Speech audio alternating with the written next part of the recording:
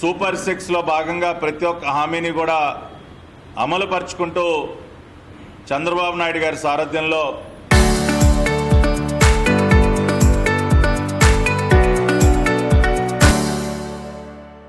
NDA కూటమి ప్రభుత్వం ముందుకు నడుస్తూ ఉంది.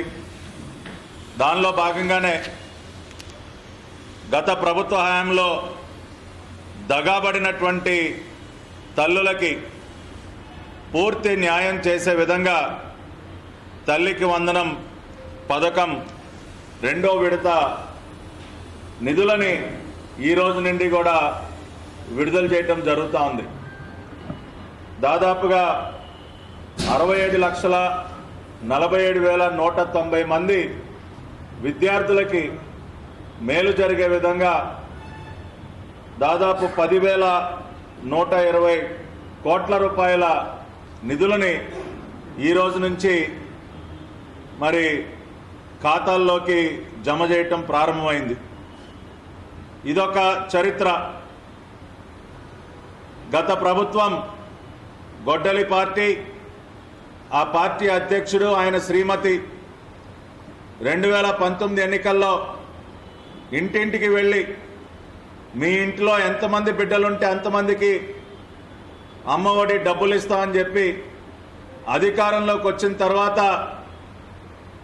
మేము అలా అనలేదు, మేము ఎంతమంది బిడ్డలున్నా మాకు సంబంధం లేదు, మేము తల్లికి మాత్రమే ఒకరికే ఇస్తాం మేము డబ్బులు అని చెప్పి కొన్ని లక్షల మంది విద్యార్థులని తల్లులని దగా చేసినటువంటి పరిస్థితి గొడ్డలి పార్టీ హయాంలో మనం చూసాం. ఆ రోజున నారా లోకేష్ గారు యువగళం పాదయాత్ర సందర్భంగా రాష్ట్రం మొత్తం పర్యటించినటువంటి సందర్భంలో అనేక మంది తల్లులు వచ్చి అయ్యా ఈ రకంగా దగా పడ్డాం, మోసపోయాం, మాకు న్యాయం చేయండి అని చెప్పి లోకేష్ గారిని అడిగినటువంటి సందర్భంలో మరి చంద్రబాబు నాయుడు గారి సారథ్యంలో రేపు ఎన్డీఏ కూటమి ప్రభుత్వం ఏర్పడుతుంది, ఖచ్చితంగా ఎంతమంది బిడ్డలుంటే అంతమందికి మేము తల్లికి వందనం పేరుతో ప్రతి విద్యార్థికి కూడా 15,000 రూపాయలు ఇస్తామని చెప్పి హామీ ఇచ్చాం. సూపర్ 6లో భాగంగా మేనిఫెస్టోలో పెట్టాం. ఇచ్చిన హామీ నిలబెట్టుకునే విధంగా ఈ రోజున ఆ డబ్బుల్ని ఆ ఖాతాల్లో కూడా వేస్తూ ఉన్నాం. ఇది నిజాయితీ గల ప్రభుత్వం యొక్క పనితీరు.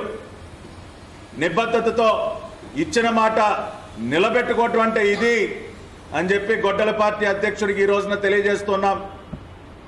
మాట తప్పను మడమ తిప్పను అని చెప్పి డైలాగులు చెప్పి అనేక రకాలుగా మాటలు మార్చి ప్రజల్ని ఏమార్చి 5 సంవత్సరాలు పరిపాలన సాగించి ప్రజల చేత చీవాట్లు తిన్నటువంటి పరిస్థితి మనం చూసాం. ఈ రోజున ఇంకొక ప్రత్యేకత కూడా ఉంది. ఏదైతే మరి తల్లికి వందనం కింద డబ్బులు జమ చేస్తున్నామో గత సంవత్సరం కంటే ఎక్కువగా మరి గత సంవత్సరం 67,27,164 మందికి విద్యార్థులకి లబ్ధి చేకూరిస్తే ఈ సంవత్సరం దానిని పెంచి 67,47,190 మంది విద్యార్థులకి మరి తల్లికి వందనం పథకం కింద డబ్బులు జమ చేయడం జరుగుతూ ఉంది. అంటే గత సంవత్సరం కంటే ఈ సంవత్సరం పెంపుదల స్పష్టంగా కనపడుతూ ఉంది. ఈ పెంపుదలకి ఇంకొక ప్రత్యేక కారణం కూడా ఉంది. గతంలో మరి నాకు సంబంధించినటువంటి మా కార్మిక సైన్యం ఈ రోజున స్వచ్ఛాంధ్ర కార్పొరేషన్ తరఫున మేము రాష్ట్ర వ్యాప్తంగా అనేక కార్యక్రమాలు శానిటేషన్ పరంగా చేయగలుగుతున్నామంటే కొన్ని వేల మంది శానిటరీ వర్కర్స్ అహర్నిశలు పనిచేయటం వల్ల ఈ రోజున స్వచ్ఛత విషయంలో మనం అడుగులు ముందుకు వేయగలుగుతున్నాం.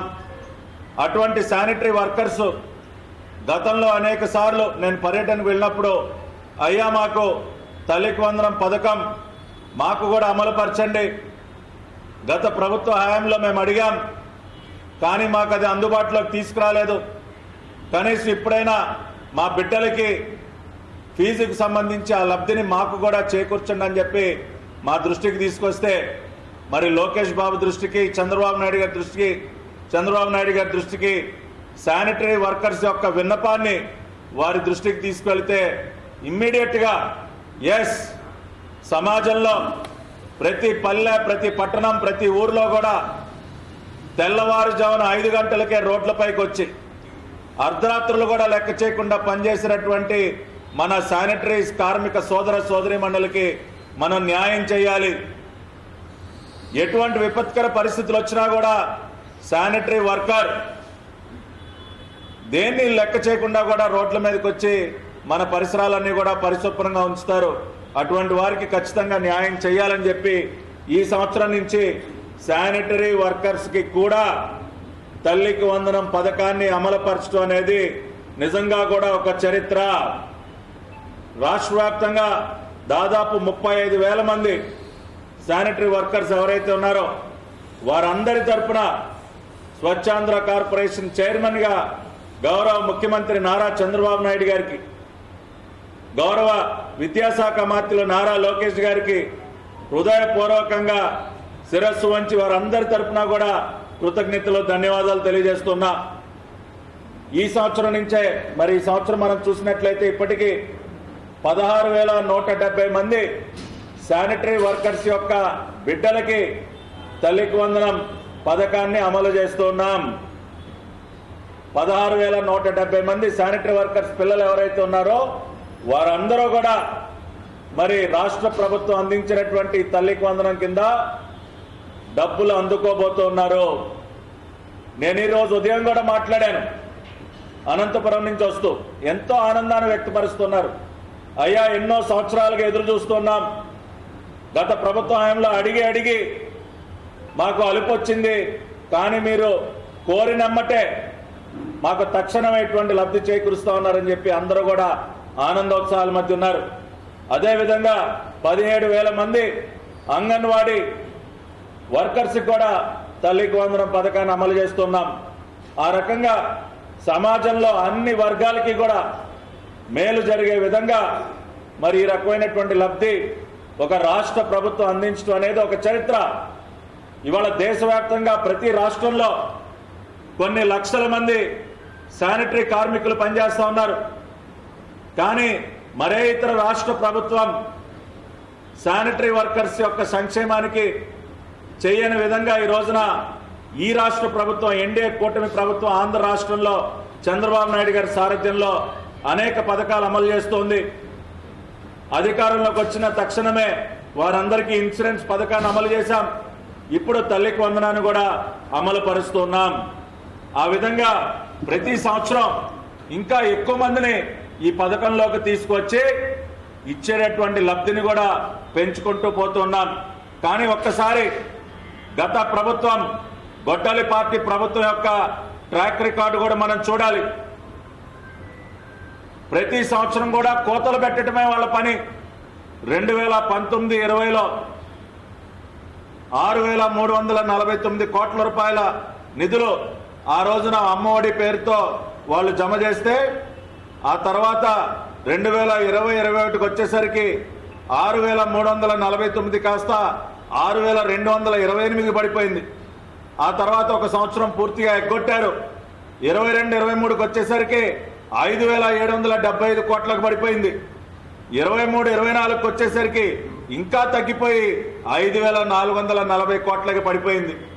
అంటే ప్రతి సంవత్సరం కూడా కోతలు పెట్టడమే. 2019-20లో 6,349 కోట్ల రూపాయలు విడుదల చేసినటువంటి ఆనాటి గొడ్డలి పార్టీ ప్రభుత్వం 2023-24కి వచ్చేసరికి దాదాపు 1000 కోట్లు తగ్గించి 5,440 కోట్ల రూపాయలకి దాన్ని కోత వేయటం జరిగింది. ఇవాళ అడుగుతా ఉన్నా జగన్ రెడ్డిని, ఇదేనా నువ్వు చెప్పేటటువంటి సంక్షేమం? ఇవాళ నిజమైనటువంటి సంక్షేమం ఏ విధంగా చేయాలో చంద్రబాబు నాయుడు గారిని చూసి నేర్చుకోవయ్యా, లోకేష్ గారిని చూసి నేర్చుకో. 2023-24లో నువ్వు కేవలం 5,440 కోట్లు ఇస్తే కొన్ని లక్షల మంది విద్యార్థులకి దగా చేసి నువ్వు ఆ రోజున 5,440 కోట్లు ఇస్తే ఈ రోజున దానికి రెండింతలో 10,120 కోట్ల రూపాయలు ఈ రోజున తల్లికి వందనం పేరుతో ప్రతి విద్యార్థికి న్యాయం చేస్తూ మేము నిధులు ఇస్తూ ఉన్నాం. అదేవిధంగా విద్యార్థుల సంఖ్య కూడా చూడండి, 2020-21లో 44,48,000 మంది విద్యార్థులకి ఆ రోజున అమ్మఒడి అమలు చేస్తే 2023-24కి వచ్చేసరికి అది కాస్త 42,61,000కి కోత వేసినటువంటి వ్యక్తి జగన్ రెడ్డి. అంటే 2 సంవత్సరాల కాలంలోనే 2 లక్షల మంది విద్యార్థులకి ఆ రోజున కోత పెట్టినటువంటి ఘనత గొడ్డలి పార్టీకే దక్కుతుంది. కానీ ఈ రోజున మీరు ఒక్కసారి చూసినట్లయితే 2023-24లో 42,61,000 మంది విద్యార్థులకి మాత్రమే ఆ రోజున అమ్మఒడి పథకాన్ని అమలు చేస్తే ఈ రోజున దాదాపు 25 లక్షల మంది విద్యార్థులకి అదనంగా 67,47,000 మందికి ఈ రోజున తల్లికి వందనం పేరుతో మరి ప్రతి ఒక్క విద్యార్థికి కూడా 15,000 రూపాయలు ఈ రోజున లబ్ధి చేకూరుస్తున్నాం. ఏమైనా జగన్ రెడ్డి 5 సంవత్సరాల కాలంలో నువ్వు ఏ రోజైనా నీ స్కూల్స్లో చదివేటటువంటి విద్యార్థుల యొక్క బాగోగులు చూసావా? విద్యార్థుల యొక్క తల్లిదండ్రులతో మాట్లాడావా? పేరెంట్ టీచర్ మీటింగులకు అటెండ్ అయ్యావా? నీ దృష్టి అంతా కూడా ఎలా కోత పెడదాం, ఎలా దగా చేద్దాం, తల్లిదండ్రుల్ని ఏ రకంగా విద్యార్థుల సంఖ్యని తగ్గిద్దాం, ఏ రకంగా అవినీతి పేరుతో మింగుదాం అన్న ఆలోచన తప్పితే ఆఖరికి విద్యార్థులకు పెట్టే చిక్కీలో కూడా మింగేశావు కదా నువ్వు. అవినీతి చేయడానికి కూడా ఒక హద్దు అనేది ఉంటుంది.